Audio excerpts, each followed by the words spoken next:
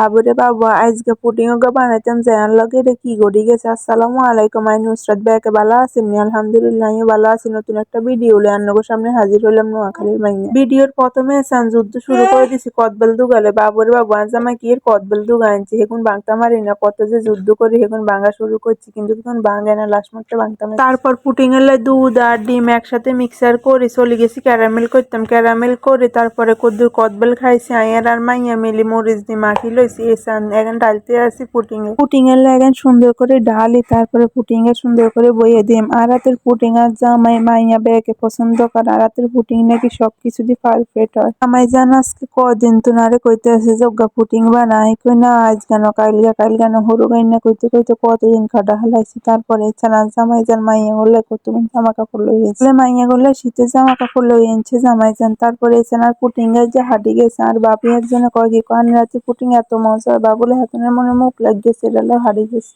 হরে ব্যাকে মিলে পুটিং এ যে খাইছে হরে আর কোনো ভিডিও করি না। হরের দিনের ভিডিও এটা চিংড়ি মাছ বুনা করগম, তারপরে করলা ভাজি করগম, তারপরে একটু ডাল একটু বক্তা বাটগো মারি এগেন রান্নাগুলোকে একখানা আস্তে আস্তে শেয়ার করতে আসছি। দুদিন গরুর মাংস মুরগার মাংস এগেন খাইতে খাইতে তরকারি খাইতে খাইতে মানে বিরক্ত হয়ে গেছে। এটালে ভাবছে যে বক্তা ডাল করলা ভাজি তারপরে চিংড়ি মাছ বুনা এগেন দিয়ে খাই, কি করেন এটা ভালো খানা কিনা অবশ্যই জানাইন কমেন্ট করি। গলা ব্যথালে কোনো কথাই কইতাম হারি না, তাও ভাবলাম যে ওকে বড় ভিডিও না দিলে পেজের অবস্থা তো একেবারে চরম আকারে খারাপ হয়ে যায়। এই সানায় ব্যাগদিন সুন্দর করে সাজাই লইছি, কেনা লাগতে আছে অবশ্যই কিন্তু কমেন্ট করে জানাইতে কিন্তু গানেরা ভুলবেন না।